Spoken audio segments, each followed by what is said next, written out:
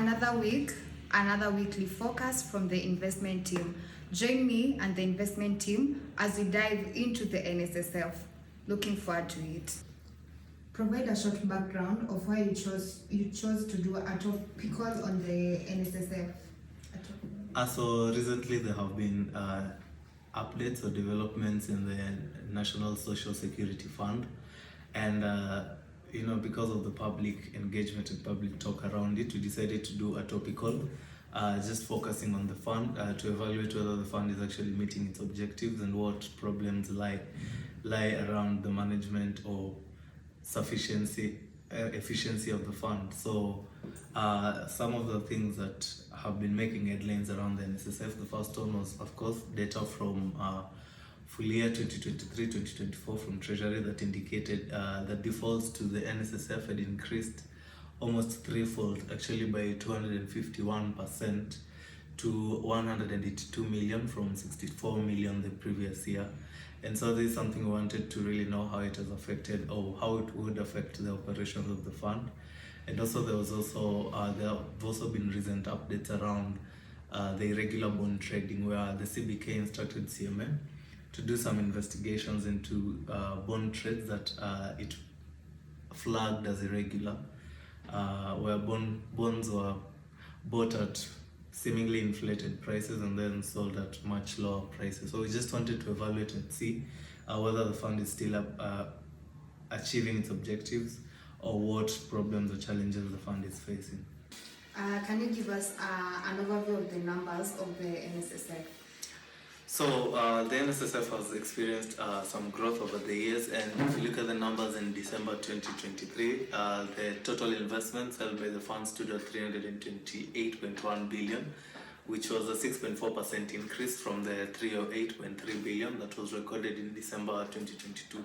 So yes, there was some growth there, and out of that 328.1 billion, that is total investments held by the NSSF, 75.6% of it was held by 6 fund managers who are external from the NSSF, while the remaining 24.4% was held by the NSSF, and this translated to around 80 billion held internally by NSSF, and the remaining to 47 billion held by external fund managers. In terms of portfolio and the portfolio mix, majority of the assets by NSSF were held in government securities. It's actually 66.7%, and this was followed closely by equities at 15.5%. And again, if you look at it in terms of returns from the final data that we have from 2022, the fund recorded returns or realized returns of 0.0%. So those are just some of the numbers that we have looked at in our report. And one of the points you list in the report as a weakness of the fund is inefficiency. Why do you say that? Okay, so NSSF has had several weaknesses that have affected its operations, efficiency, financial stability, and its ability to provide adequate retirement benefits. So among these weaknesses are the leadership and governance issues. We also have the investment return challenges and the inefficiencies, as you've mentioned.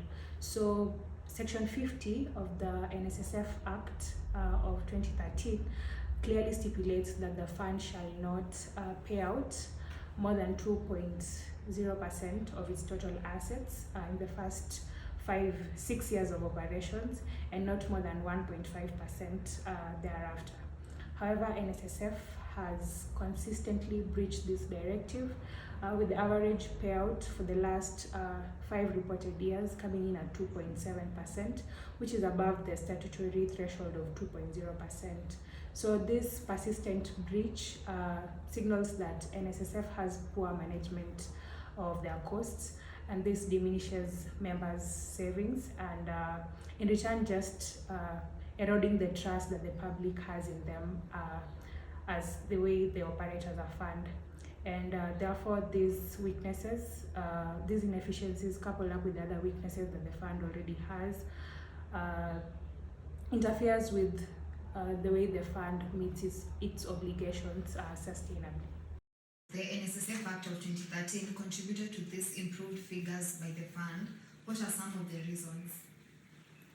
One of the reasons the NSSF Act of 2013 contributed to these improved figures was that it made saving for retirement more structured and accessible. So before this act, member contributions were at a flat 400 shillings per member each month, and this wasn't really enough to build meaningful savings for retirement. And so the act introduced a new percentage-based approach where both the employer and the employee contributed 6% of the employee's salary, which not only increased the contributions towards the fund, but also encouraged a more disciplined approach towards saving for retirement. Additionally, since the contributions are now mandatory, more people are being covered, which has significantly increased the fund's overall assets.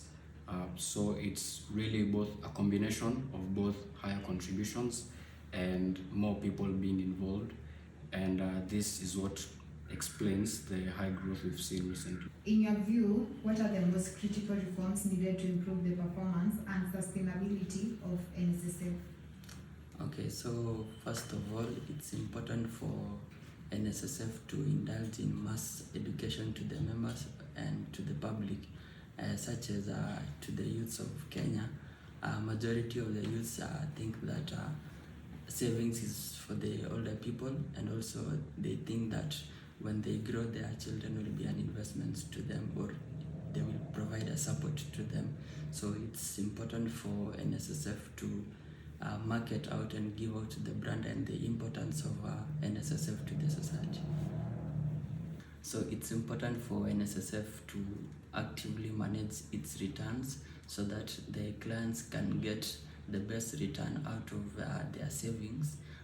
For instance, in the last period of 5 years, the NSSF was getting a return of 6.8%, which when you compare to the inflation during that period, it's giving you a 5.9. So the actual return that the clients are getting during that period is at 0.9%, which I feel it's minimal, and NSSF can do better in terms of managing the portfolio, so that when I save my money, I can be assured of a better return in the end.